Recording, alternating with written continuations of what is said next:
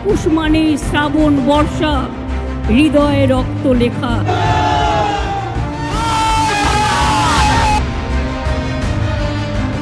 মালদার আমসত্ত্ব 2026-এ আমরা পাবই, এই বিশ্বাস আমার আছে।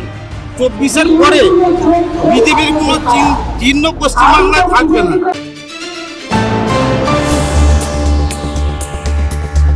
নমস্কার, লটারি সংবাদের সোশ্যাল মিডিয়া চ্যানেলে আপনাদের সকলকে স্বাগত।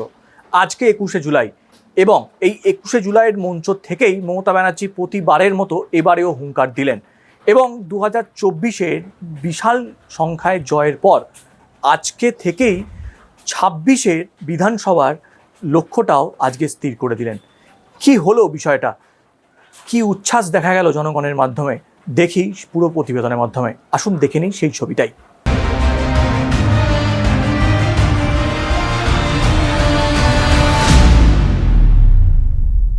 অন্যায় করলে আপনারা দেখেছেন আমি তৃণমূল কংগ্রেসকেও ছাড়ি না, তৃণমূল কংগ্রেসকেও গ্রেপ্তার করি।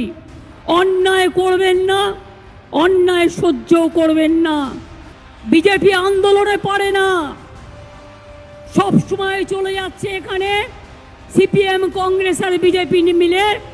আমার কাছে 10 লক্ষ গভর্নমেন্ট চাকরি রেডি আছে, একটা কাজ করতে যাচ্ছি তো কোর্টে গিয়ে পিল খাচ্ছে, আর পিল খেয়ে বন্ধ করে দিচ্ছে। কখনো বলছে 26,000-এর চাকরি খাই, কখনো বলছে 42,000-এর চাকরি খাই, কখনো বলছে ওবিসি উঠিয়ে দাও। না, উঠবে না, কারো চাকরি যাবে না।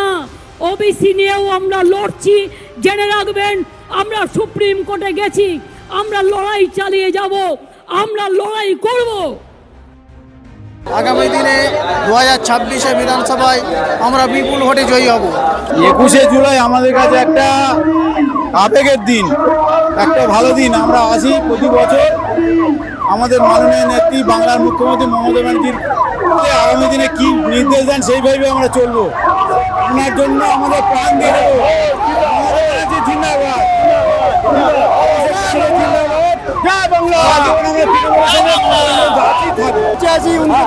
সালে আমি এই 21শে জুলাই ছিলাম, 13 জন যে মারা গেছিল তার মধ্যে আমিও ছিলাম। আমি বেঁচে গেছি, এখনো জীবিত আছি, এই জন্য আসি প্রত্যেক বছর। আমার নাম স্বপন কুমার পাল। আগামী দিনে কি চাইছেন, কি হতে পারে? আগামী দিনে আরো ভালো হবে, এটাই চাইছি।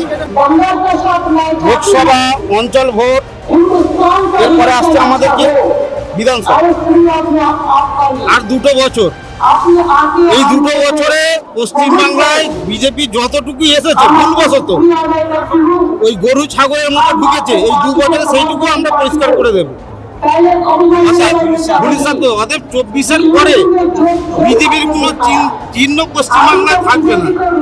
কেননা ওটা হচ্ছে একটা ভাঁওতাবাজি দল, ওটা হচ্ছে একটা উগ্র দল। আর আমাদের পশ্চিমবাংলায় যতদিন আমাদের মাতৃতুল্য মমতা ব্যানার্জি আছে, পশ্চিমবাংলায় কোনো হিংসার রাজনীতি কোনোদিন করতে দেবে না। কেন তৃণমূল কংগ্রেস হচ্ছে একটা সুষ্ঠু দল, সাংগঠনিক দল, একটা পারিবারিক দল। আমরা যেভাবে চলছি সেইভাবেই চলবো। দিদির পাশে আছি, সবসময় আছি, থাকবো। দিদি যেভাবে আমাদের চালনা করবে আমরা সেইভাবেই চলবো।